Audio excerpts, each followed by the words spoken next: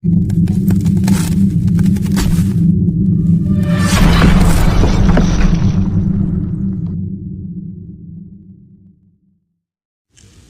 ini merupakan lanjutan kisah Dharma Yuddha Garuda saat Mahadewa memanggil Wirabhadra dan Barakali untuk membunuh Daksa.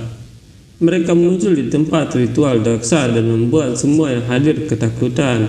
Mereka lari ke sana kemari agar selamat dari kemarahan Mahadewa. Wirabhadra dan Dewi Kali membunuh semua yang ingin melarikan diri dari sana, baik itu resi atau dewa. Semuanya dibunuh oleh mereka. Resi Narada berpikir, aku harap bentuk murka Dewa Siwa tidak menghancurkan alam semesta. Wirabhadra berkata, para resi, para dewa, kalian semua seharusnya bijaksana, tapi kalian berpartisipasi dalam ritual ini. Nandi sendirian, kalian semua sangat banyak, kalian mengelilinginya dan menyerangnya. Tunjukkan padaku keberanian kalian sekarang, hancurkan kami jika kalian bisa. Wirabhadra dan Barakali terus menebas para dewa dan resi hingga terjadi hujan darah di tempat ritual itu. Daksa dan resi Brigu tetap melanjutkan ritual mereka, dan di sisi lain semua undangan sedang dibunuh dengan kejam. Wirabhadra berkata, Dewa Chandra, Dewa Siwa memberimu tempat di kepalanya, dia memberimu kehormatan seperti itu. Apa yang kamu lakukan? Kamu baru saja menghancurkan hatinya, kamu tidak tahu malu. Kemana kamu lari Dewa Agni? Kamu berpartisipasi dalam ritual tanpa Dewa Siwa, apakah kamu tidak takut itu? Sudah terlambat sekarang, kamu harus membayar dosa-dosamu. Wirabhadra menebas Dewa Agni dengan kapaknya. Melihat itu Daksa berpikir, meskipun semua dewa hadir, mereka tidak dapat menghentikan dua makhluk itu. Prabu, apa yang harus aku lakukan sekarang? Wirabhadra berkata, Resi Brigu, adalah tugas seorang resi untuk membimbing orang lain tentang yang benar dan yang salah. Tetapi jika seseorang bahagia untuk tidak patuh, dia diam-diam mencerna penghinaan kepada Dewa Siwa. Dia bukan seorang resi, tapi seorang pendosa. Resi Brigu ketakutan dan lari dari ritual. Melihat itu Wirabhadra menghadangnya dan menangkap Resi Brigu. Wirabhadra mencabut jenggot Resi Brigu hingga dia berteriak kesakitan dan melepaskannya. Melihat itu Daksa ketakutan dan lari dari sana. Wirabhadra berkata, pengkhianat Dewa Siwa tidak dapat menemukan tempat di arah manapun di planet ini Daksa. Seperti Dewa Siwa telah menghancurkan kesombongan Dewa Brahma, kesombonganmu ini harus menghadapi hal yang sama. Wirabhadra menangkap Daksa dan memotong kepalanya. Kepala itu dilempar oleh Wirabhadra ke dalam api ritual. Dewi Lasmi berkata, bahkan setelah Daksa dipenggal, Wirabhadra masih marah. Mendengar teriakannya, Bhadrakali mengerti bahwa jika dia tidak segera dibawa pergi dari sana, maka amarahnya akan semakin parah. Dewi Kali membawa Wirabhadra ke dekat sungai Godavari. Di air yang mengalir, mereka mencuci senjata mereka yang berlumuran darah. Senjata-senjata itu memiliki banyak darah sehingga setelah dibersihkan, sepertinya bukan sungai air melainkan sungai darah yang mengalir. Ini menenangkan Bhadrakali. Tapi Wirabhadra saat melihat warna merah sungai, dia menjadi gelisah.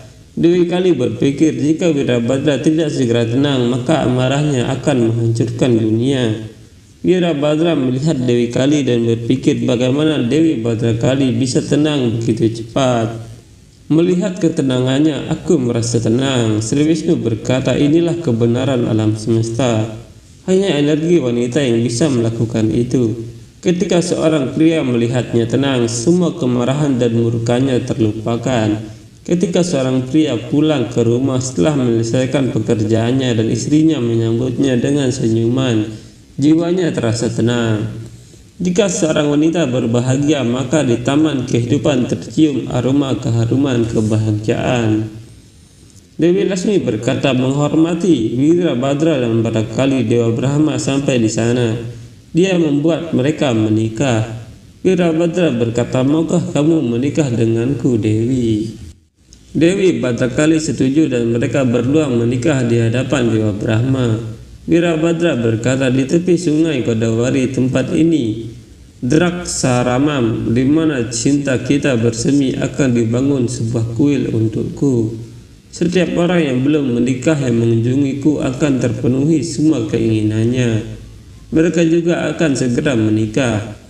Dewi Lasmi berkata, bentuk murka Dewa Siwa telah tenang, tapi Dewa Siwa kesepian tanpa Dewi Sati dan merasa tidak lengkap.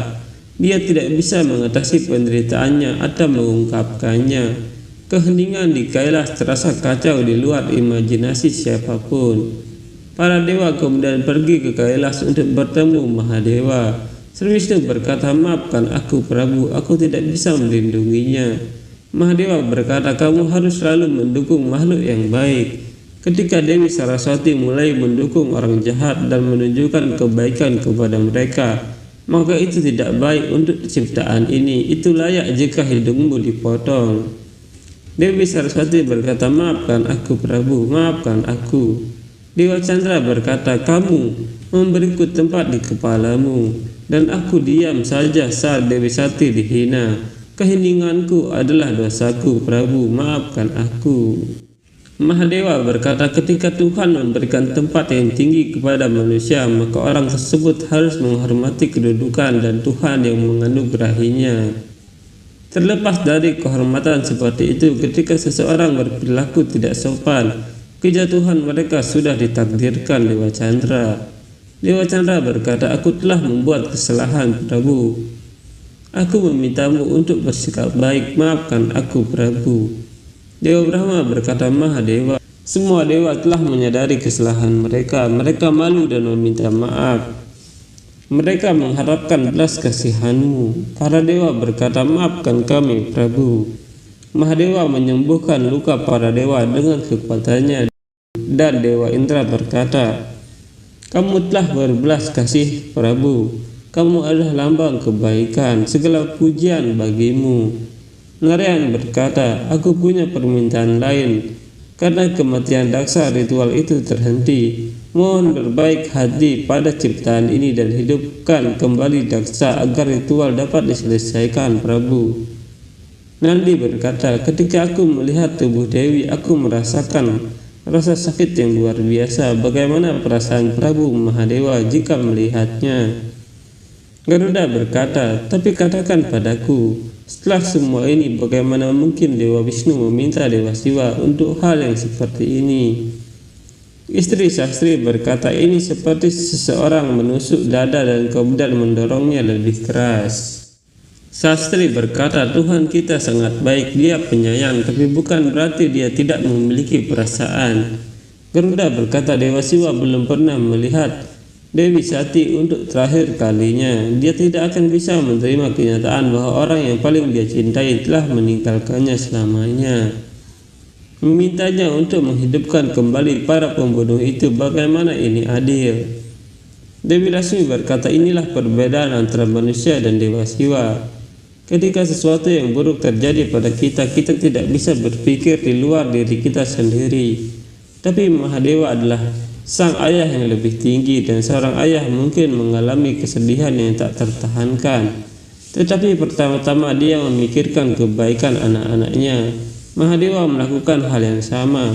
Mahadewa pergi ke tempat Daksa. Di sana dia melihat banyak mayat tergeletak. Dewi Prasuti berkata, maafkan kami Mahadewa. Aku adalah ibu malang yang tidak bisa mengenali putriku dan juga tidak bisa menghormati menantu laki-lakiku. Aku tidak bisa memenuhi tugasku sebagai seorang ibu, dan hari ini aku menerima hukuman yang sangat keras atas dosaku. Tapi sebenarnya aku pantas menerima hukuman ini. Tapi oh Mahadewa, sebagai seorang istri aku mencoba yang terbaik untuk menjadi istri yang berbakti. Dalam arti sebenarnya aku selalu mendukungnya. Aku memenuhi semua tanggung jawabku, dan itulah mengapa sebagai wanita yang sudah menikah, hingga hari ini pengabdian apapun yang telah aku lakukan, puasa apapun yang telah aku lakukan, ritual yang telah aku lakukan, tolong beri aku hasilnya. Tolong buat suamiku hidup kembali Prabu. Tolong buat dia hidup kembali. Resi Berigu berkata, Mahadewa, mohon maafkan aku. Maafkan kami Mahadewa. Kami melakukan kesalahan yang besar. Mahadewa berkata adalah tugas seorang teman untuk membimbing teman-temannya ke arah yang benar, untuk menginspirasi mereka melakukan hal yang benar. Kamu adalah seorang teman sekaligus menjadi brahmana, tetapi kamu tidak berhasil memberikan nasihat yang benar kepada temanmu, dan kamu mendorongnya untuk melakukan hal yang salah. Kamu telah dihukum untuk itu. Resi adalah simbol pengetahuan, tapi kamu kehilangan posisi itu karena dosamu. Dengan kekuatannya, Mahadewa kemudian menghidupkan semua orang yang mati di sana, serta mengembalikan jenggot Resi Bhrigu yang dicabut oleh Virabhadra.